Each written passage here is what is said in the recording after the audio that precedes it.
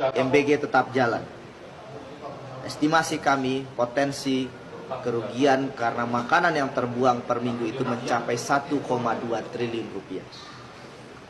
Jadi hari ini kami masyarakat sipil datang ke MK sesederhana menyuarakan kegelisahan masyarakat.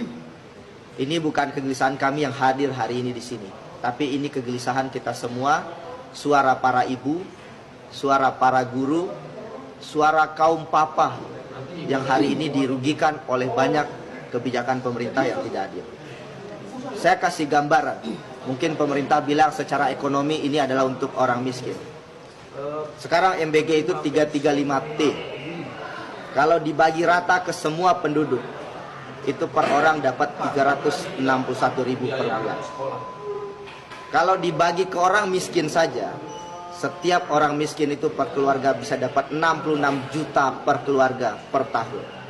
Dan kalau dibagi per bulan, keluarga miskin itu punya hak 5,2 juta dari anggaran 335T itu. Tetapi berapa rupiah yang diterima oleh masyarakat miskin hari ini?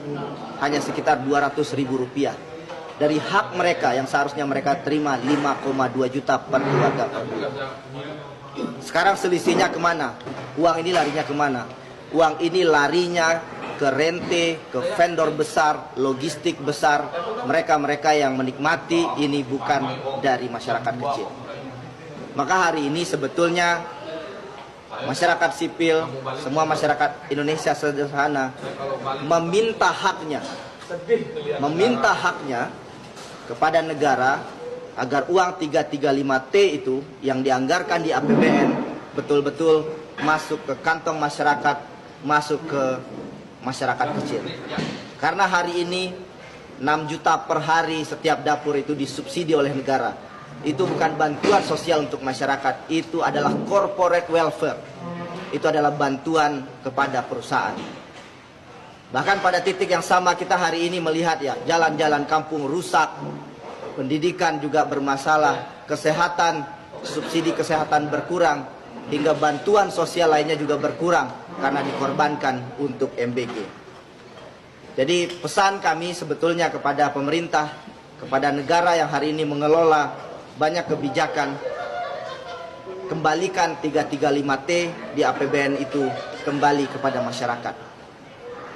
Karena kami melihat hari ini MBG ini hanya program populis berkedok politik yang sebetulnya hanya kemudian dibagi untuk kroni-kroni penguasa. Ini yang kami tidak inginkan dan kami menolak untuk diam. Itu yang dilakukan oleh masyarakat sipil hari ini. Dan kalau boleh terakhir, hal sederhana yang ingin saya sampaikan kepada siapapun yang mendengar ini, termasuk juga para pejabat negara yang mengelola MBG. Beberapa bulan yang lalu, anak SD meninggal di NTT bunuh diri. Itu kenapa?